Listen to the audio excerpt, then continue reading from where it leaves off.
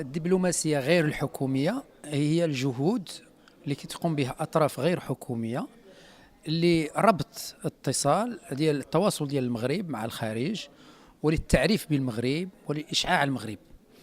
المؤسسة الدبلوماسية اللي كتشتغل في مجال العمل الدبلوماسي المدني كجمعية من جمعيات المجتمع المدني، فكرت باش دير جوائز لأفراد أو جمعيات أو مؤسسات اللي كتشتغل في مجال الدبلوماسية الشعبية، لا دبلوماسي بوبليك. وكانت دارت الدورة الأولى لهذه الجائزة سنة 2011، واليوم في 2014 كتدير الدورة الثانية للجائزة، واخترت 10 الجوائز، 10 الميادين اللي غادي تكون في هذه الجوائز. غادي تكون جائزة دولية للدبلوماسية الشعبية، غادي تختار فيها واحد الشخصية دولية اللي ساعدت في تطوير العلاقات المغربية مع البلد ديال هذيك الدولة، أو في التعريف بالمغرب وفي الدفاع عن قضايا المغرب على المستوى الدولي.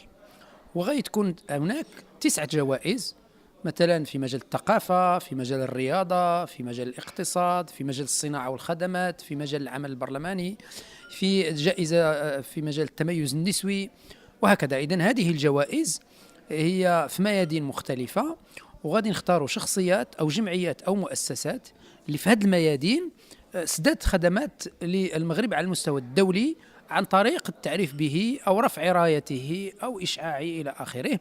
فإذا هناك لجنة ديال الحكماء اقترحتها المؤسسة الدبلوماسية، وتشرفت بأن اقترحوني رئيس لجنة الحكماء. لجنة الحكماء ضمت شخصيات وطنية، ولكن أيضا شخصيات غير مغربية من الرجال ومن النساء، واشتغلت على هذه المقترحات لهذه الجوائز ودارت المعايير، واقترحت الناس اللي غادي تعطيهم المؤسسة الجوائز. أستاذ العثماني، بماذا تتميز هذه النسخة عن نسختها السابقة؟ هذه النسخة كتميز عن النسخة الأولى أولا أنها أكثر تنظيما، ثانيا أنها زدت ميادين جديدة، مثلا في مجال الإعلام ما كانتش في النسخة الأولى، وهكذا كانت مجالات اللي ما كانتش في النسخة الأولى ودرت في هذه النسخة الثانية. فإذا توسعات الجائزة أكثر، وغيكون عندها إشعاع أكبر إن شاء الله. ممكن غدا تكون مفاجأة ديال الاختيار؟ غادي تكون مفاجآت كثيرة، الجوائز كلها غادي تكون مفاجئة غدا إن شاء الله.